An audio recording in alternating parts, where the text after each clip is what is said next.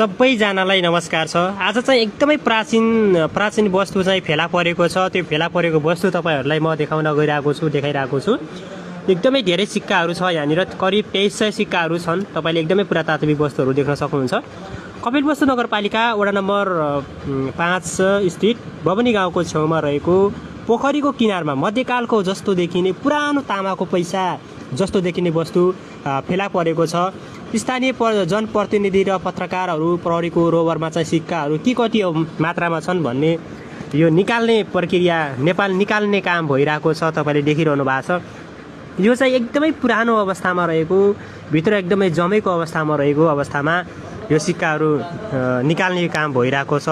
र यी वस्तुहरू हेर्न सक्नुहुन्छ तपाईले, एकदमै मेहनत लागेको थियो यो निकाल्न चाहिँ। स्थानीय पत्रकार, त्यसपछि तपाईका पुरातात्विक विभागका चाहिँ कर्मचारीहरू लगायत जिल्ला प्रशासनका कर्मचारीहरू लगायत पत्रकारहरू प्रहरीको रोभरमा चाहिँ यो निकाल्ने काम भइरहेको छ।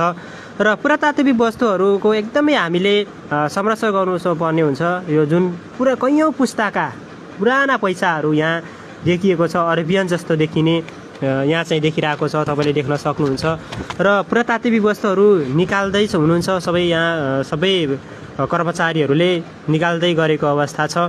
र देख्न सक्नुहुन्छ तपाईले यो पुरातात्विक वस्तुहरू एकदमै महत्त्वपूर्ण, जुन कि हामीले कति पुस्ताले चाहिँ यो चाहिँ देख्नै नपाएको, तर अहिले हामीले यो देख्न पाइरहेको छौँ। यो पुराना तात्विक वस्तुहरू हामीले संरक्षण गर्नु एकदमै जरुरी देखिन्छ र हामीले एकदमै संरक्षण गर्नुपर्छ। र यहाँ करिब 2300 वटा सिक्काहरू फेला परेको, अन्दाजी फेला परेको चाहिँ यहाँ जानकारी गराउँछु। 2300 अन्दाजी फेला परेको चाहिँ जानकारी गराउन चाहन्छु।